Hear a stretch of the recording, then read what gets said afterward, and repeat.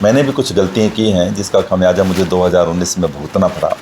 वो मेरी व्यक्तिगत कमी रही है और मैं उसको अब एहसास करता हूँ उस कमी का भी, और मैं विश्वास दिलाना चाहता हूँ अपने सभी भाइयों को, बहनों को, साथियों को, मित्रों को, बुज़ुर्गों को कि मैं जो अगला यदि आप मुझे मौका देते हैं तो मैं कोई कोर कसर नहीं छोड़ूंगा। हर तरह से आपके लिए 24 घंटे यहाँ खड़ा रहूँगा। नमस्कार साथियों, मैं आपका भाई वीरेंद्र पाई और आज हमारे साथ हैं पुंडरी हलके के पूर्व विधायक श्री दिनेश कौशिक जी। दिनेश कौशिक के बारे में एक बात विशेष है कि वर्तमान हरियाणा की राजनीति के एक इकलौते व्यक्ति हैं जिन्होंने 2 बार आज़ाद विधायक के रूप में चुना गया है। तो साथियों, बहुत सी बातें हैं जो हम और आप जानना चाहते हैं विधायक जी के बारे में। सर, स्वागत आपका। आपका बहुत बहुत धन्यवाद वीरेंद्र जी, आपका भी बहुत बहुत स्वागत है और आप सभी सुनने वालों का भी बहुत बहुत स्वागत है। सर, सबसे पहले दर्शक जानना चाहते हैं कि एक नरम स्वभाव का व्यक्ति राजनीति में आया है, क्या कुछ कारण रहे, कहाँ से प्रभावित रहे राजनीति से और क्या कुछ शैक्षणिक योग्यता रही हैं आपने? बेसिकली मैं एक टीचर हूँ और मैंने 18 साल कॉलेज में पढ़ाया है जी। अंग्रेजी मेरा विषय रहा है। पहले RKSD कॉलेज कैथल में पढ़ाया, उसके बाद कोल के अंदर मैंने पढ़ाया है। और जब भी कोई टीचर होता है तो स्वभाव से वो नरम ही होता है, हमेशा विनम्र होता है, क्योंकि बच्चों के साथ, युवाओं के साथ उनका संपर्क रहता है। तो राजनीति में कहाँ से प्रभावित हुए कि क्योंकि हम लोग शुरू से ही सामाजिक क्षेत्र से जुड़े हुए हैं। कुरुक्षेत्र के अंदर हमने कॉलेज बनाया और भी बहुत बड़े बड़े प्रोग्राम्स किए, और हमारे पिताजी ने भी 2 बार इलेक्शन लड़े थे। तो घर में राजनीतिक बातचीत रही, राजनीतिक माहौल रहा, वहीं से प्रभावित होकर, और विशेष रूप से क्योंकि जनसंघ उस समय हुआ करता था और आदरणीय रामविलास शर्मा जी और सुषमा स्वराज जी से हमारा सीधा संपर्क था, तो उनसे प्रभावित होकर उनके पास आना जाना हमारा बहुत होता था। तो उस वजह से हम लोग शुरू से राजनीति से जुड़े हुए हैं। तो सर, क्या कहोगे कि आज़ाद विधायक के रूप में आपका सबसे लंबा अनुभव रहा है जी, कि एक विधायक आज़ाद विधायक के रूप में कार्य अच्छे से करवा सकता है या किसी पार्टी से चुना जाता है तो उसके रूप में वो तब अच्छे से कार्य करवा सकता है? देखो, मजबूरी में तो कुछ भी हो जी, क्योंकि आज़ाद विधायक जो भी होता है वो तभी बनता है जब पार्टी सही कैंडिडेट को ना उतारे, और कई बार इलेक्शन लड़ना मजबूरी भी हो जाता है अपने साथियों के साथ मिलके।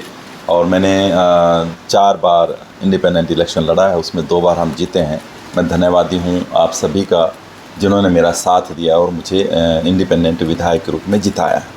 लेकिन जब पार्टी की बात आती है तो वो एक विचारधारा है, और जब आदमी विचारधारा के साथ जुड़ता है उसका एक परिवार बनता है वो, और पार्टी उसके साथ होती है, उस विचारधारा के अनुसार काम बनते हैं। इंडिपेंडेंट को सब कुछ अपने आप करना पड़ता है। इंडिपेंडेंट जाता है तो एक व्यक्ति, अकेला व्यक्ति होता है और सरकार के ऊपर उसे निर्भर रहना पड़ता है। लेकिन जब पार्टी का विधायक होता है तो वो सारी पार्टी उस हलके का विकास के लिए सोचती है, सारी पार्टी उस क्षेत्र के विकास के लिए सोचती है। बहुत फ़र्क है, दिन रात का अंतर है। सर, आपके रिकॉर्ड के साथ साथ आपके हलके का भी रिकॉर्ड रहा है कि लगातार 6 बार यहाँ से आज़ाद विधायक बने हैं। तो जो भी आज़ाद विधायक होता है, सत्ता में जो पार्टी होती है, सत्ता के साथ ही काम करता है जी।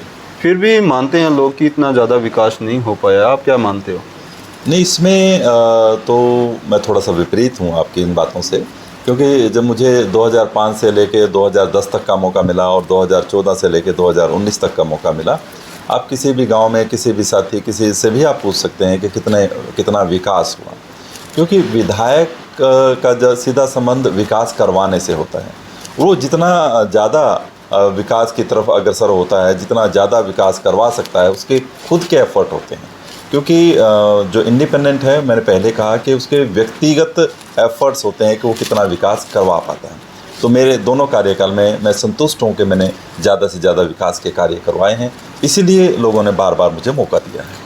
आर्थिक विकास के साथ साथ कहीं ना कहीं प्रशासनिक सुविधाएं बढ़ना भी हल्के के लिए ज़रूरी होता है। तो जब तक पार्टी के साथ कहीं ना कहीं नहीं जुड़ के चलती हैं तो कहीं ना कहीं वो चीज़ें रहती हैं कि पुंडरी हल्के में वो चीज़ें देखने को मिलती हैं कि प्रशासनिक वो सुविधाएं आज तक नहीं है पुंडरी में। जी बिल्कुल, और अब की बार मैं भारतीय जनता पार्टी से, और पीछे भी मैंने प्रयास किया है, अब की बार भारतीय जनता पार्टी से मैं टिकट के लिए प्रयास कर रहा हूँ।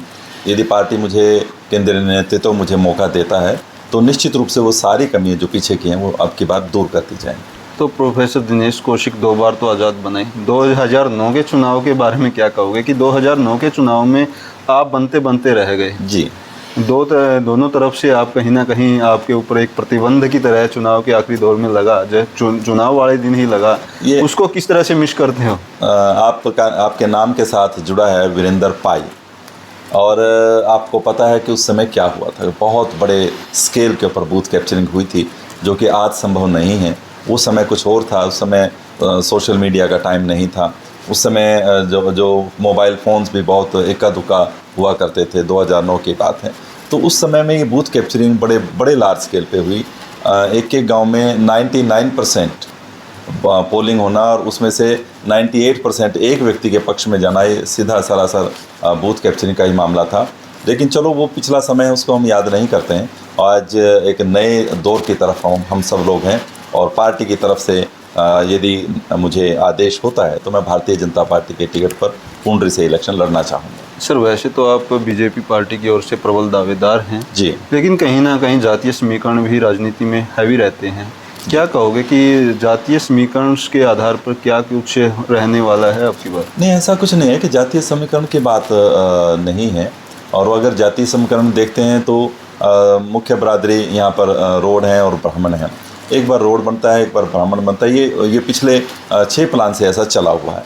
लेकिन ये मिथ अब की बार टूटेगा। पार्टी के टिकट के ऊपर इलेक्शन वाला व्यक्ति इस बार जीतेगा, और मुझे पूरी उम्मीद है कि पार्टी मुझे इस बार मौका ज़रूर देगी। तो आपने 2 बार विधायक रहते हुए क्या कुछ विशेष कार्य करवाए, कुछ बता सकते हैं? और क्या कुछ जहन में है कि पार्टी के विधायक के रूप में मैं चुना जाऊंगा तो प्रशासनिक सुविधाएं क्या कुछ मिल सकती हैं पुंडरी को? आप ये देख सकते हैं कि पिछले जिस भी गांव में आप जाएंगे, वहाँ की गलियाँ, वहाँ के जो हॉल्स बड़े बड़े हमने ज़्यादातर गांव के अंदर बनवाए हैं, ताकि लोगों को बाहर पहले रिवाज था कि छोटे छोटे कमरे चौपालों के बनाते थे। लेकिन मैंने अपने कार्यकाल में बड़े हॉल जो बनवाए हैं, ताकि उनको बैंकेट हॉल किराए पे ना लेने पड़े। उनकी बेटियों और बेटों की शादियाँ गांव में ही वो कर सकें।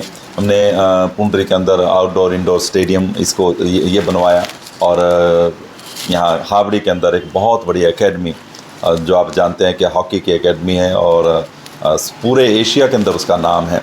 और जहाँ तक बात आती है, पाई गांव की आदर्श गांव था, उसके अंदर भी चाहे वो 56 करोड़ रुपए की ग्रांट वहाँ पर दी। सैकड़ों करोड़ रुपए की ग्रांट्स हर गांव के अंदर हमने दी है, और ज़्यादा से ज़्यादा विकास के कार्य करवाने का हमने प्रयास किया। पुंडरी में बहुत अच्छा माहौल है। अभी नवीन जिंदल जी जब यहाँ से सांसद चुने गए, आपने देखा कि हम लोग घर घर गए थे, और बहुत अच्छा रिस्पांस वहाँ से मिला। यहाँ से 12,000 वोटों से नवीन जिंदल जी जीते हैं। और अब भी जहाँ कहीं हम डोर टू डोर कर रहे हैं, बहुत से गाँव में जा चुके हैं और बहुत से गाँव में जा रहे हैं। जहाँ भी जा रहे हैं बड़ा प्यार उनका मिल रहा है, बड़ा स्नेह उनका मिल रहा है, बड़ा जो है लोग हमारे साथ चल रहे हैं। भारतीय जनता पार्टी के टिकट का इंतज़ार कर रहे हैं कि यदि पार्टी हमें भारतीय जनता पार्टी का टिकट देती है तो ये सीट निश्चित रूप से भारतीय जनता पार्टी के झोली में जाएगी। और मैं एक बात और कहना चाहूँगा कि हरियाणा के अंदर तीसरी बार भारतीय जनता पार्टी की सरकार बनने जा रही है, और नायब सैनी जी हमारे मुख्यमंत्री बनने जा रहे हैं। तो अंत में क्या कहोगे कि पूर्व विधायक श्री दिनेश कौशिक जी एक सॉफ्ट और सहज स्वभाव के व्यक्ति हैं, जिसको विपक्ष का हर नेता भी सराहना करता है कि इसी कारण से ये 2 बार विधायक रहे हैं। लेकिन एक कमी देखने को मिलती है कि विधायक दिनेश कौशिक लंबे समय से लोगों के बीच नहीं रहे हैं। तो इस कमी को कैसे दूर करोगे, और क्या जो नाराज़ हैं आपके कार्यकर्ता, उनसे कैसे बात करना चाहोगे? हर व्यक्ति समय के अनुसार सीखता है। मैंने भी कुछ गलतियाँ की हैं, जिसका खमियाजा मुझे 2019 में भुगतना पड़ा। वो मेरी व्यक्तिगत कमी रही है, और मैं उसको अब एहसास करता हूँ उस कमी का भी। और मैं विश्वास दिलाना चाहता हूँ अपने सभी भाइयों को, बहनों को, साथियों को, मित्रों को, बुजुर्गों को, कि मैं जो अगला यदि आप मुझे मौका देते हैं तो मैं कोई कोर कसर नहीं छोड़ूंगा। हर तरह से आपके लिए 24 घंटे यहाँ खड़ा रहूँगा, और जो भी कार्य, विकास के कार्य, जो भी आपके निजी कार्य भी जो होते हैं, उन सब को मैं पूरा करवाने की कोशिश करूँगा। जी, तो साथियों, ये थे हमारे साथ प्रोफेसर दिनेश कौशिक जी, जिन्होंने कहा है कि वो अगर जनता उनको मौका दोबारा से देती है तो वो सभी कमियां जो लोग मानते हैं उनको सुधारने की कोशिश करेंगे, और अपने हल्के के लिए भरपूर प्रयास करेंगे सभी कार्यों को करने का। आपका क्या कुछ मानना? बहुत से प्रश्न हैं हमारे और आपके जो पूछने अभी बाकी हैं। अगले वीडियो में वो सभी प्रश्न भी हम इनके साथ दोहराएंगे। आपके क्या कुछ प्रश्न हैं वो भी आप कमेंट में लिख सकते हैं। जय हिंद। बहुत बहुत धन्यवाद। सबको मेरा नमस्कार, प्रणाम।